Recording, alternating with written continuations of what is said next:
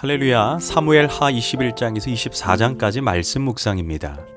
오늘은 마음의 동기라는 제목으로 말씀을 나누도록 하겠습니다. 사무엘 하 24장은 다윗이 인생의 마지막 단계에서 지은 죄를 언급합니다. 그 죄가 바로 인구조사입니다. 사실 인구조사를 한 것이 뭐 그리 대단한 잘못인가라고 생각할 수도 있습니다.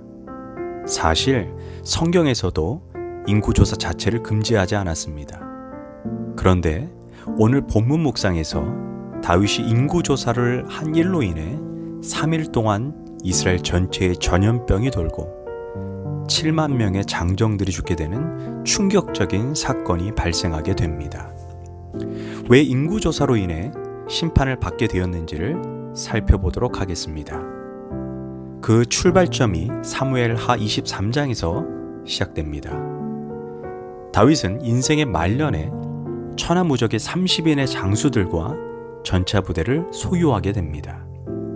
심지어 그 장수 한 사람이 800명의 사람을 죽이기도 하고 거기다가 전차 부대까지 소유하게 됩니다. 이제 다윗은 더 이상 두려워해야 할 존재가 없게 되었습니다. 더구나 백성들 모두 다윗을 존경하고 잘 따랐습니다. 그러자 다윗은 교만해지기 시작했습니다. 하나님을 향하던 시각이 자신에게로 향하기 시작했습니다. 다윗은 마음 관리에서 실패했던 것입니다.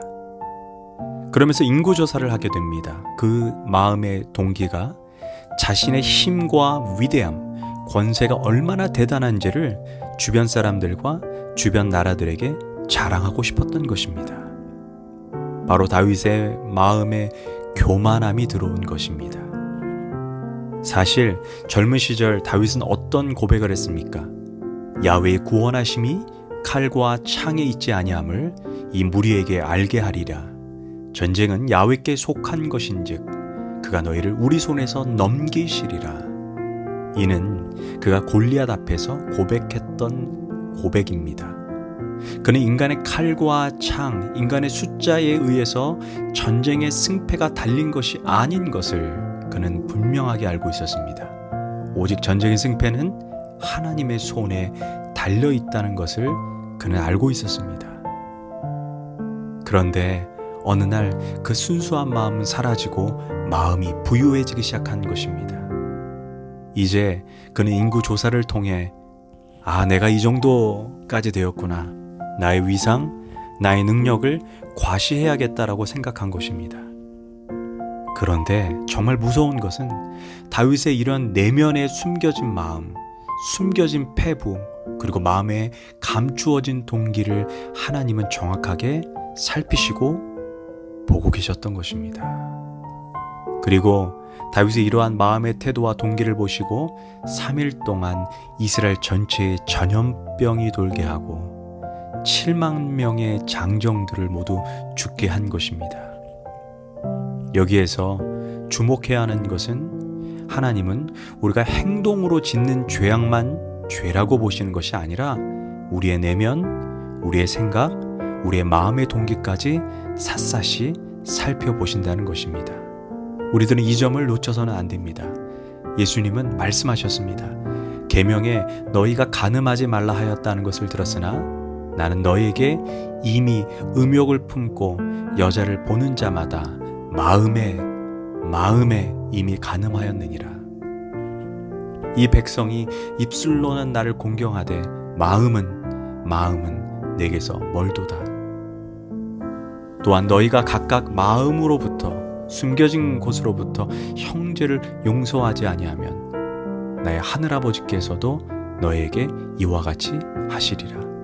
우리가 마음으로 형제를 용서하지 못하는 것은 사람은 보지 못합니다. 그러나 하나님은 우리의 마음의 동기까지 보신다는 것입니다. 또한 너희 하나님이 너희들의 숨겨진 마음을 전체 다 아시나니 라고 말합니다. 그리고 또 사람은 외모를 보거니와 나 야훼는 마음의 중심을 보느니라. 이처럼 하나님은 마음의 중심과 동기, 그 숨은 패부를 살피시고 그것이 잘못되었다면 행동의 제약과 동일한 가치로 보신다는 것입니다. 그래서 우리는 마음 관리를 잘해야 합니다. 젊은 시절 다윗은 늘 눈물과 겸손히 하나님께 기도했습니다. 그러나 어느덧 그 마음의 순수함이 사라지고 자신도 모르게 자신을 과신하고 자랑하고 있었던 것입니다. 성도들이여 깨어 있어야 합니다. 가난했을 때는 주님을 잘 섬기던 성도들이 부유해짐으로 인해 주님을 저버리고 떠나는 경우가 얼마나 허다합니까? 바로 다윗이 이러한 순수한 마음을 잃어버렸던 것입니다. 우리는 어떤 상황이든지 간에 우리가 해야 될 고백은 우리는 무익한 종입니다. 우리는 마땅히 해야 할 일을 했을 뿐입니다. 라는 고백을 잊어버려서는 안 됩니다.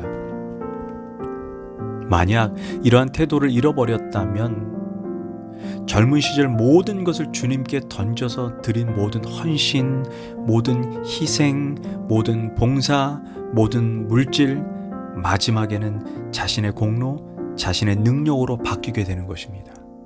그리고 결국 이런 고백을 하게 되는 것입니다. 내가 이렇게 헌신해서 세워놓았는데 이것들이 감히 나에게 이런 대우를 하는가? 라는 고백을 하게 되는 것입니다. 잊지 말아야 합니다.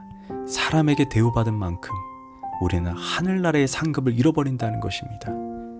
그냥 누구 하나 나에 대한 공로를 기억하지 않는다 할지라도 우리는 무소의 뿔처럼 그냥 하나님만 바라보고 나가셔야 합니다. 여기에서도 우리가 놓치지 말아야 하는 것이 또 하나가 있습니다. 죄는 반드시 대가를 치른다는 것입니다. 결국 이 불순한 마음의 동기로 인해 사실 눈에 보이지도 않는 죄입니다. 그러나 하나님은 그 숨은 패부를 보시고 다윗을 심판하셨다는 것입니다. 결국 다윗으로 인해 7만 명의 용사들이 전염병으로 죽게 됩니다. 결국 다윗이 자랑했던 80만 명의 용사 중에 10분의 1이 죽은 것입니다. 다윗이 그토록 의존했던 것들을 하나님께서 빼앗아간 것입니다. 그래서 우리는 늘 선줄로 생각한 자는 넘어질까 조심하라는 훈계의 말씀을 가슴과 심령에 새겨야 합니다. 그리고 우리의 마음과 심령을 살피시는 하나님을 매 순간 잊어버리지 말아야 합니다. 특별히 우리의 마음 관리를 잘해야 되고 마음이 교만해지지 않도록 우리는 겸손한 마음을 갖도록 우리는 노력해야 합니다. 기도하겠습니다. 하나님, 내 마음의 동기, 생각부터 하나님 앞에 올바른 방향에 있게 하소서. 남들이 보는 내 육신뿐 아니라 내 심령과 동기까지 다 주님께 드리게 하옵소서. 예수님의 이름으로 기도합니다. 아멘.